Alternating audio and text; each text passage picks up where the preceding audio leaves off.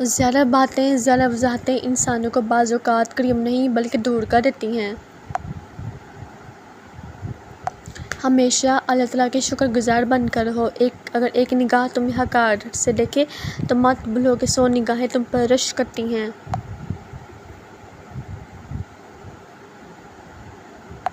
بد نصیبی غریب ہونا نہیں، بد نصیبی بے ایمان ہونا ہے۔ روح کا انسانیت سے خالی ہونا بڑا ہے۔ توبہ کا برتن چاہے کتنی بار ہی کیوں نہ ٹوٹ جائے، اس ٹوٹے ہوئے برتن کو اس خدا کے پاس لے جایا کرو۔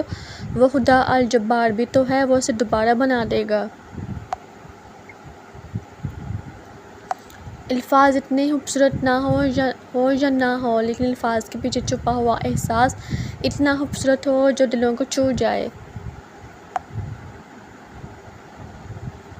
قیمتی بات بلا قیمت۔ اگر سکھی رہنا چاہتے ہیں تو لوگوں کو اپنی ذات سے متاثر کرنے والی سوچ کو اپنے دل و دماغ سے کھرچ کر نکال دیں۔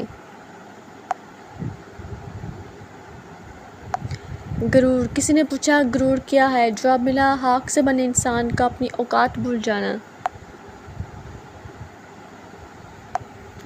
جن کے چہرے ہوں چاند کی طرح، ان کے دل میں بھی داغ ہوتے ہیں۔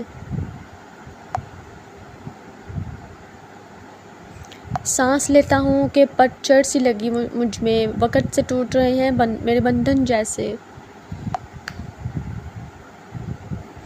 جس نے رب کے لیے جھکنا سیکھ لیا وہی علم والا ہے، کیونکہ علم کی پہچان عاجزی ہے اور جاہل کی پہچان تکبر۔ جب زندگی کے راستوں کی سمجھ آنے لگتی ہے تو واپس لوٹنے کا وقت ہو چکا ہوتا ہے۔ زندگی کو سمجھنے سے زیادہ زندگی کو جینا سیکھیے، سیلیبریٹ کیجیے، مسکرائیے اور دوسروں کے مسکرانے کی وجہ بنیے۔